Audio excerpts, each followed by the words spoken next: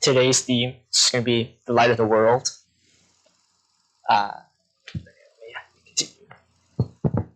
So let's discuss when you are trapped in the darkness, what do you hope appears most of all? Oh, light. That's right. Alright, we're going to read from Genesis 1, verses 1 to 2. In the beginning, God created the heavens and the earth. The earth was without form and void, and darkness was on the face of the deep. And the Spirit of God was hovering over the face of the waters. So when God created the universe, what was the condition of the earth? Let me find Stephen. This is pretty easy pickings here. When God created the universe, what was the condition of the earth? What was it like? Oh, correct. It was dark and chaotic. Okay, have there been dark and chaotic moments in your life? And if so, what did you do? Please share your own experience. William, yeah. Has there ever been any dark and chaotic moments in your life? And then what did you do about it?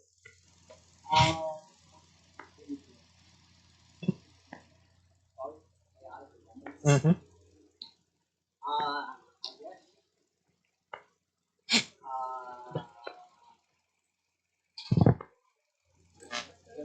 It's gotta be one moment. It's gotta be a some moment. Yeah. Moments of uncertainty.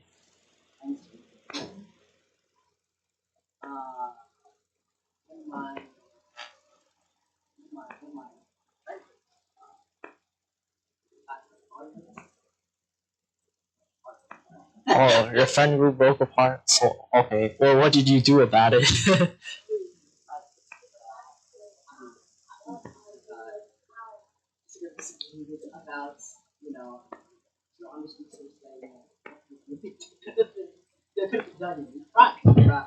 I see. Okay. Well, Rebecca, have there been any dark and chaotic moments in your life? And if so, what did you do about those moments? Just like anything. Any times where, the future was, not certain, or you got in trouble or something, I don't know. Chloe, do you have an example of a dark moment in your life? I mean, there's probably plenty of moments. I already called him Steven before, so he gets a pass. He gets a pass for now. Well, you guys probably all have like at least some moments.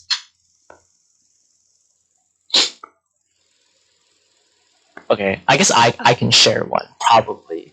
I mean, okay. Well, I guess first of all, how many of you are like not in college or like haven't been to university or like, well, okay, in school. Okay, I guess it's a school experience. But if you guys haven't been to like university, when you take a test in university, it's not like you have to like show up to class. In like high school, you're like already in class. So if they have an exam, you're pretty much forced to take it. But in college, it's like they'll tell you, 8 p.m. show up this place. If you go, then you take the exam. If you don't, then you miss the exam, right? That's basically how it works in university. So I'll tell you a quick story. That seems trajectory seems very obvious, but basically I had this really easy class, which was like animal nutrition. It was like a biology class. It's like super easy. If you like look at the course evaluations, like basically everyone gets an A in that class. So like it should have been like really easy. But the problem with that class is their announcements. They did not make an announcement for when the exam was, so I didn't know when the exam was. And in fact, I was on a trip out of state doing a research conference, so I didn't know that I missed the entire exam. And so I checked on my course grades, and basically it said you missed the exam and you got a big 0. And I was like, how could I get a 0 for the easiest course in college? So what did I do about it? Well, first I was like, I did a quick prayer. I was like, please, please give me another chance. And I thought it was basically like Jover, that the teacher would probably never give me another chance. But I emailed the teacher too, and I was like just really hoping and like praying that they would be able to like just reopen the exam for me.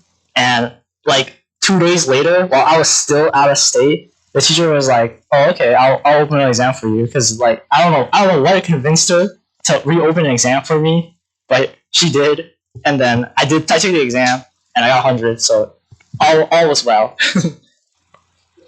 So basically, just never give up. Alright. Alright.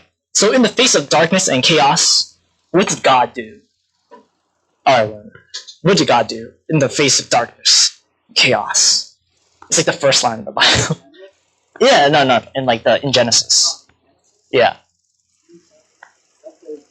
Alright. Then God said, "Let there be light," and there was light. And God saw the light, and it was good. And God divided the light from the darkness. Alright. So what did God speak out?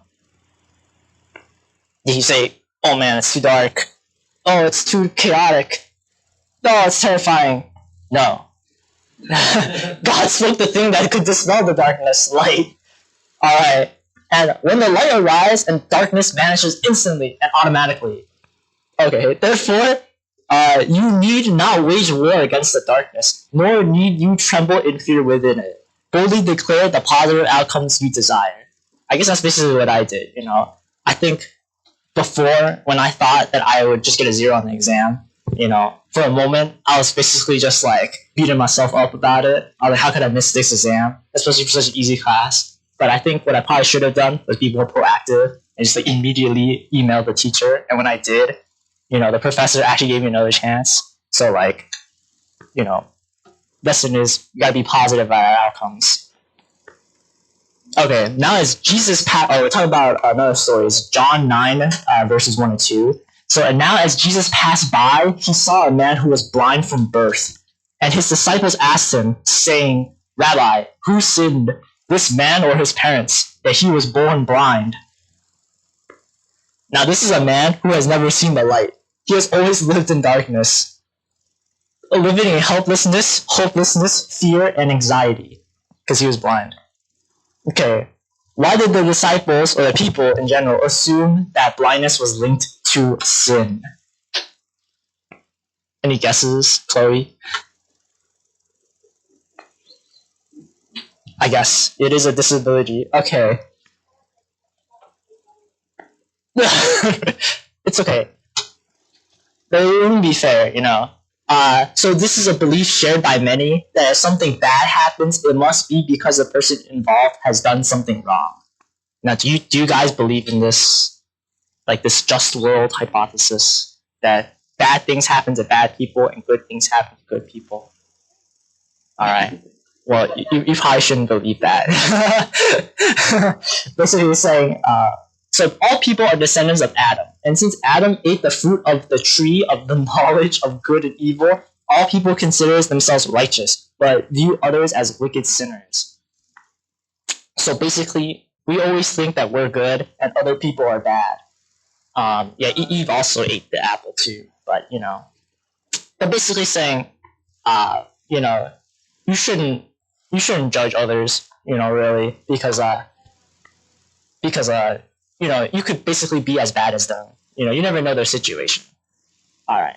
So this is a religious mindset, apparently. Doing good brings good rewards, while doing evil brings bad consequences. Therefore, if misfortune befalls someone, it must be because that individual or a family member has committed a sin. But, this isn't always right. But, what was Jesus' view? William, what was Jesus' view? Did he agree with this just world hypothesis? Yeah, he did not believe in it. So Jesus answered, "Neither this man nor his parents sinned, but that the works of God should be revealed in him." So he was an example. So in the eyes of God, are there any righteous people in the world? Stephen, are there any righteous people in the world? Great, because he's right. For all have sinned and fall short of the glory of God. So there is no righteous person. All live in darkness and all are blind. Okay, let me call on someone to read this. Actually, Rebecca, you should call on somebody. Nah. Alright, I'll just read this. I think I'll go faster that way. Let's read John 9 verses 45. I must work the works of him who sent me while it is day. The night is coming when no one can work. As long as I am in the world, I am the light of the world. Alright, so Jesus is the light of the world. So why did Jesus come into the world?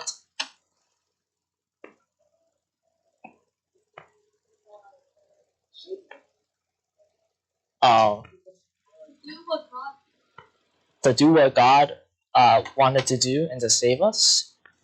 Yes. Oh, okay.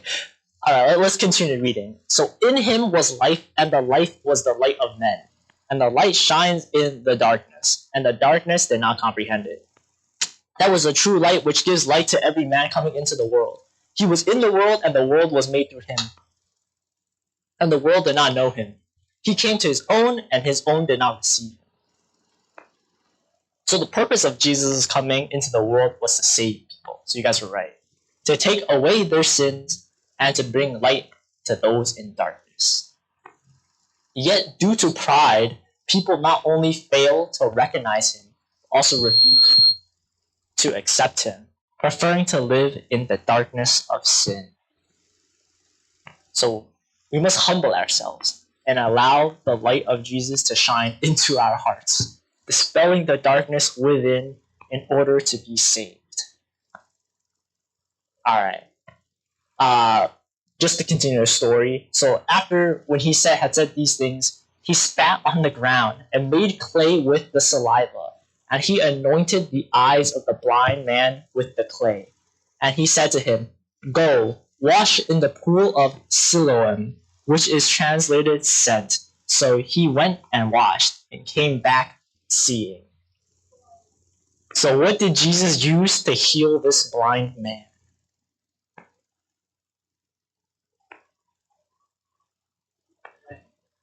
Clay? Yes. He rubbed clay in this guy's eyes. Yeah, so it was clay with saliva. So he spat on the ground and then he kind of mixed it and then he put it on the blind man's eyes. Alright. Where did Jesus send the blind man to wash his eyes? Chloe. Yes. That pool of Siloam.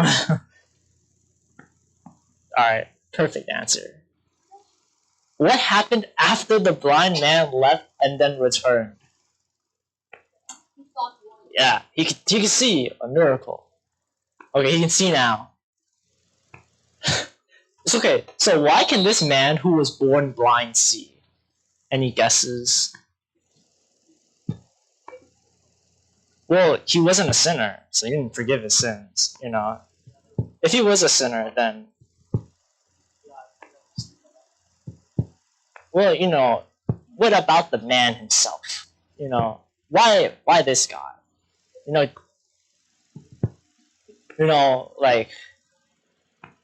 If everything was wrong in your life, do you just expect God to come down and fix your problems for you without you asking? Okay, we'll see. So he humbled himself before Jesus, allowing Jesus to heal him. He believed what Jesus said and did. And he did exactly as Jesus had instructed. So not only did he wasn't a sinner, so it wasn't just Jesus coming down forgiving his sin. He was proactive.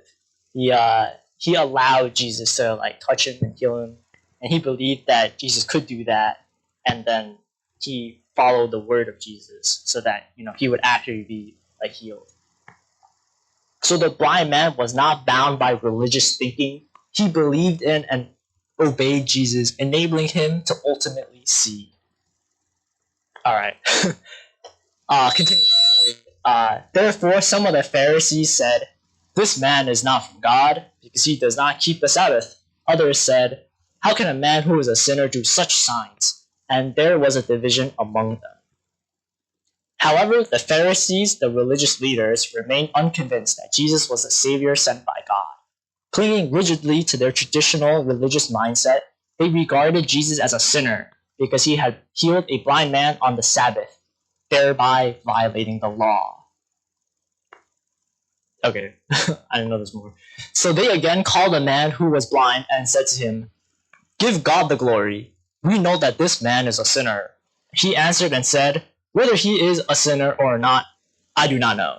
One thing I know, that though I was blind, now I see." So this blind man, he gave the greatest testimony. Though I was blind, now I see. All right, and just a final verse from John 8, verse 12.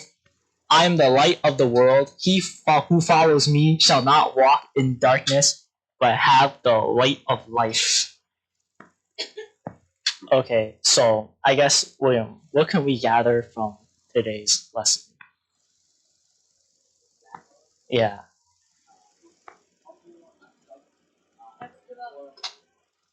That's good. Humble yourself before Jesus. Never give up. Is there an example in your life where you can use this advice? You know, is there any like scary transition period in your life? Maybe you're going to a new school. You're doing if you do sports, humble yourself in sports. How so? Like you let the other team win. Okay, don't think you're better than someone. Okay, the next time you come into trouble or you think that, all hope is lost, what do you guys think you should do? Humble yourself, pray, ask for help. That's probably, I think that's a big part of it too. Yeah, well.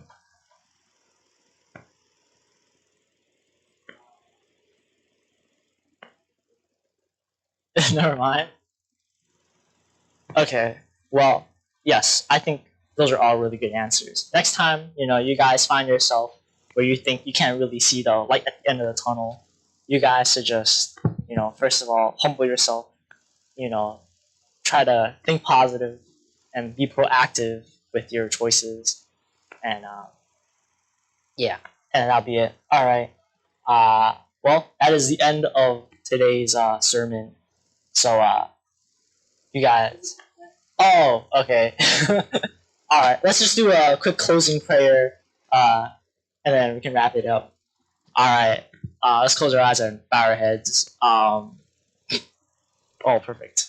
All right, let's start a prayer. All right,